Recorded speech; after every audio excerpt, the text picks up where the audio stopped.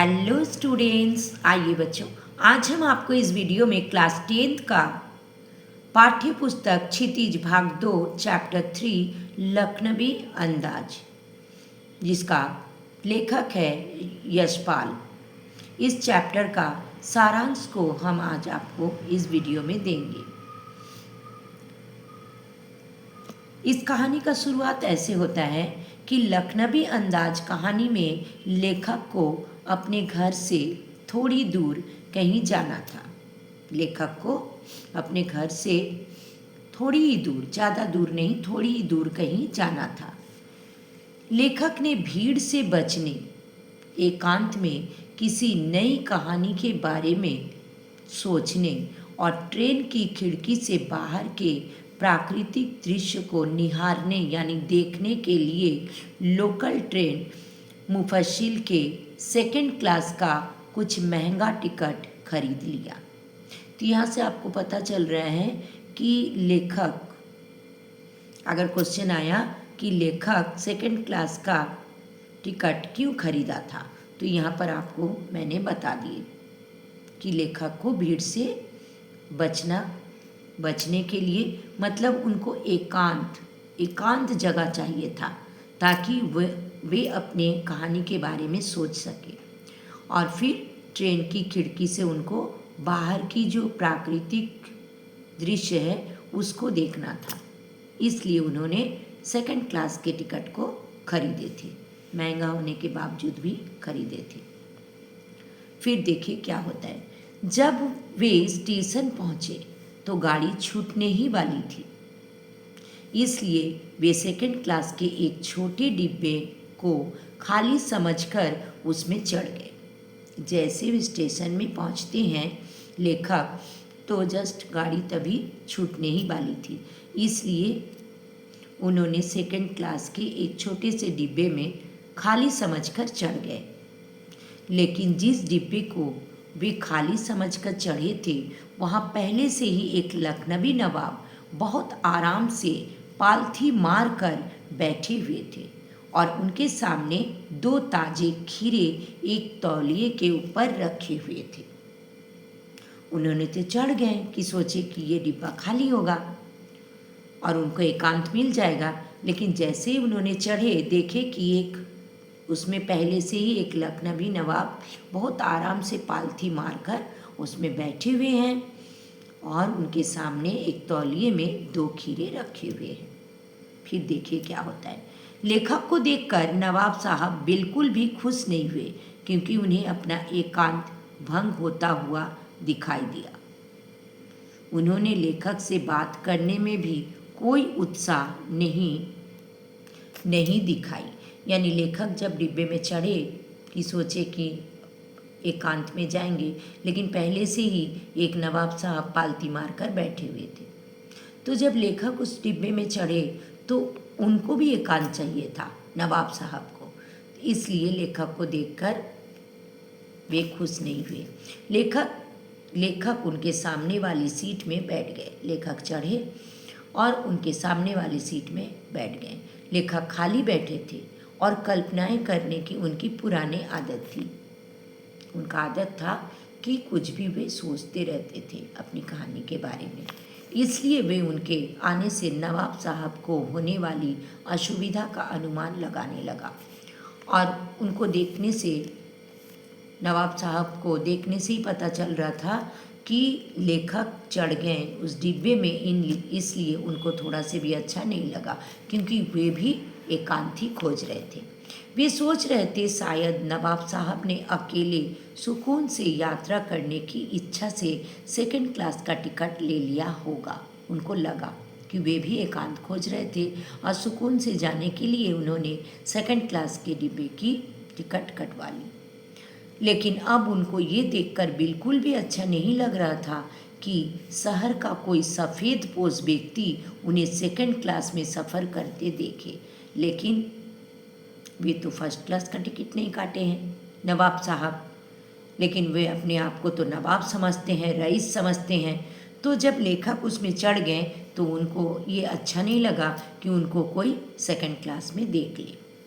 फिर क्या होता है देखिए। उन्होंने अकेले सफ़र में वक्त अच्छे से कट जाए यही सोचकर 2 खीरे खरीदे होंगे। ये लेखक को लग रहा है कि वो सफ़ेद पोश वाले जो नवाब साहब है वो अकेले सफ़र करना चाहते थे और साथ में खीरे इसलिए ले लिए थे कि उनका सफ़र इसको खाते खाते आराम से कट जाएगा। परंतु अब किसी सफ़ेद पोश आदमी के सामने खीरा कैसे खाएं? परंतु अब उनको लगा कि अब इन आदमी के सामने, लेखक के सामने वो कैसे खीरे खाएंगे। नवाब साहब गाड़ी की खिड़की से लगातार बाहर देख रहे थे और लेखक कनखियों से नवाब साहब की ओर देख रहे थे। अचानक नवाब साहब ने लेखक से खीरा खाने के लिए पूछा, लेकिन लेखक ने नवाब साहब को शुक्रिया करते हुए मना कर दिया। अचानक लेखक को देख के लग गया, लेखक को ये लग रहा था कि जो सफ़ेद पोश वाले जो थे नवाब साहब, उनको लेखक आने से अच्छा नहीं लगा।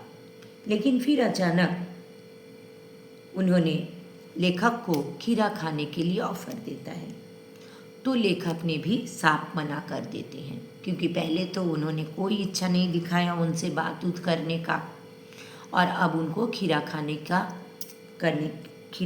के लिए बोल रहे हैं, इसलिए लेखक साफ इनकार कर दिए। थोड़ी देर बाद नवाब साहब ने बहुत ही तरीके से खीरों को धोया और उसे छोटे छोटे टुकड़ों में काटा। थोड़ी देर बाद नवाब साहब क्या किए, उस खीरे को अच्छी तरह से धोया और उसको तौलिए से पोंछा भी और उसको छोटे छोटे टुकड़ों से काट दिया। फिर उनमें जीरा मिला नमक मिर्च लगाकर उनको तौलिए में सजा दिया। एक एक करके खीरे के फाँकों को यानी खीरे के टुकड़ों को तौलियों पर सजा दिए। इसके बाद नवाब साहब ने एक और बार लेखक से खीरे खाने के बारे में पूछा। पहले एक बार पूछे तो लेखक ने साफ मना कर दिया और फिर दोबारा उनको पूछते हैं, क्योंकि लेखक पहले ही खीरा खाने से मना कर चुके थे, इसलिए उन्होंने अपना आत्मसम्मान बनाए रखने के लिए इस बार पेट खराब होने का बहाना बनाकर खीरा खाने से मना कर दिया। लेखक पहले ही एक बार ना कर चुके थे, क्योंकि उन्होंने पहले उनके साथ बात करने का कोई भी इच्छा प्रकट नहीं किया था नवाब साहब ने, इसलिए उन्होंने उनका ऑफ़र को नहीं माने। अब दूसरा बार जब फिर नवाब साहब ने खीरे खाने के लिए लेखक को बोले तो उन्होंने अब पेट खराब होने का बहाना कर दिया, क्योंकि पहले एक बार ना कर चुके, अभी दोबारा अगर हाँ कर देंगे तो उनका प्रेस्टीज का बात हो जाएगा, उसका आत्मसम्मान में चोट पहुँचेगा, इसलिए वो पेट खराब का बहाना करके खीरा खाने का मना कर देता है। लेखक के मना करने के बाद नवाब साहब ने नमक मिर्च लगे उन खीरे के टुकड़ों को देखा, फिर खिड़की के बाहर देखकर एक गहरी सांस ली। उसके बाद नवाब साहब खीरे की एक टुकड़े को उठाकर होठों तक ले गए, फाँक को सूंघा यानी खीरे के टुकड़ों को सूंघा। स्वाद के आनंद में नवाब की पलकें मूंद गई, मुंह में भर आए पानी का घूंट गले में उतर गया। फिर नवाब साहब ने खीरे के उस टुकड़ों को खिड़की से बाहर फेंक दिया। इस प्रकार नवाब साहब खीरे के हर टुकड़ों को होठों के पास ले जाते, फिर उसको सूंघते और उसके बाद उसे खिड़की से बाहर फेंक देते, क्योंकि खाने को बहुत इच्छा हो रहा नवाब साहब को, लेकिन वो खा इसलिए नहीं रहे हैं क्योंकि लेखक ने खाए नहीं, लेखक ने उनसे खीरे नहीं लिए। अब उनको ख़राब लग रहा है कि मेरा हम जो रईस है तो इसमें पता चल जाएगा कि हम साधारण खीरे खाने वाले हैं, इसलिए उनका इच्छा होने पर भी वे खीरे को खा नहीं रहे हैं, बल्कि उसका स्वाद लेकर के वो सूंघ करके और उसको खिड़की से बाहर फेंक दे रहे हैं। खीरे के सारे टुकड़ों को बाहर फेंकने के बाद उन्होंने आराम से तौलिए से हाथ और होठों को पोंछा। वो खाए नहीं, केवल उसका स्वाद लिए, नाक से सूंघे और लंबा सांस गहरी सांस लिए और फिर खीरे के टुकड़ों को एक एक करके बाहर फेंक दिए। और फिर उसके बाद उन्होंने क्या किए, बाहर फेंकने के बाद आराम से तौलिए से हाथ और होठ को पोंछे और फिर बड़े गर्व से लेखक की तरफ देखा, जैसे लेखक को कहना चाह रहे हो कि यही है खानदानी रईसों का तरीका। यानी वो खानदानी रईस दिखाना चाहते हैं कि रईस लोग क्या करते हैं, खीरे को खाते नहीं हैं, क्योंकि खीरे जो है वो साधारण चीज़ है। इसलिए उन्होंने क्या किए, खाने का इच्छा रहने के बावजूद भी उन्होंने खीरे को सूंघा, उसका स्वाद लिया और उनको बाहर फेंक दिया। जैसे लेखक को कहना चाह रहा था कि यही खानदानी रईसों का तरीका है। नवाब साहब खीरे की तैयारी और इस्तेमाल से थक कर लेट गए। लेखक ने सोचा कि क्या सिर्फ खीरे को सूंघ कर ही पेट भरा जा सकता है। तभी नवाब साहब ने एक जोरदार डकार ली और बोले, खीरा लजीज होता है पर पेट पर बोझ डाल देता है। यानी खीरा लजीज होता है मतलब इसको हजम करना थोड़ा मुश्किल होता है, भारी चीज़ होता है, और ये पेट पर बोझ डाल देता है, मतलब इसको सूंघ करके ही जैसे उसका पेट भर गया। ये सुनकर लेखक के ज्ञान चक्षु खुल गए। उन्होंने सोचा कि जब खीरे की सुगंध और स्वाद की कल्पना से ही पेट भर कर डकार आ सकती है, तो बिना किसी विचार, घटना, कथा वस्तु और पात्र के सिर्फ लेखक की इच्छा मात्र से नई कहानी भी तो लिखी जा सकती है। क्योंकि लेखक ने ये सोच लिया कि जब बिना खाए केवल उसको सूंघ करके उसका रसास्वादन ले करके ही पेट भर सकता है, डकार आ सकता है, तो फिर बिना पात्र के, बिना घटना के, विचार के, कथा वस्तु के और पात्र के बिना भी क्या नई कहानी लिखी जा सकती है। तो यहीं पर हमारा लखनवी अंदाज कहानी का सारांश खत्म होती है। तो बच्चों, आप इसको ज़रूर से ज़रूर कॉपी में नोट कर लीजिएगा और इसको एक बार ज़रूर से ज़रूर पढ़ लीजिएगा। तो अगर आपको सारांश अच्छा से आप पढ़ लेते हो और इसको समझ में आ गया, तो इससे रिलेटेड कोई भी क्वेश्चन आप एग्ज़ाम में इजी से आप लिख लोगे। तो बच्चों, अगर आपको ये कहानी लखनवी अंदाज अच्छा लगा, लाइक कीजिएगा, अपने दोस्तों को भी शेयर कीजिएगा ताकि आपके दोस्त भी सीख सके। और बच्चों, अगर आप पहली बार मेरा चैनल को देख रहे हो तो प्लीज़ प्लीज़ प्लीज़ सब्सक्राइब कर दीजिएगा, बेल आइकन को भी दबा दीजिएगा ताकि मेरा हर पढ़ाई का वीडियो का नोटिफिकेशन सबसे पहले आपके पास आ जाए।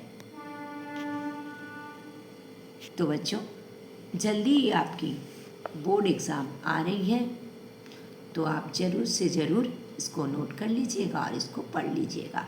और इसी तरह और अच्छा वीडियो पाने के लिए, और भी चैप्टर का सारांश और ग्रामर का वीडियो पाने के लिए मेरा चैनल को ज़रूर से ज़रूर सब्सक्राइब कीजिए।